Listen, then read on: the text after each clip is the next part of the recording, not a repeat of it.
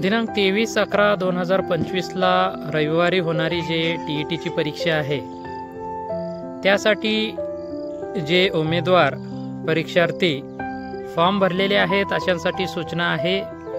दिनांक 10/11/2025 ते दिनांक 23/11/2025 पर्यंत प्रवेश पत्र हॉल तिकीट या तारखेमध्ये मिळणार आहे। तर प्रत्येकाने हॉल तिकीट डाउनलोड करून घ्यावे।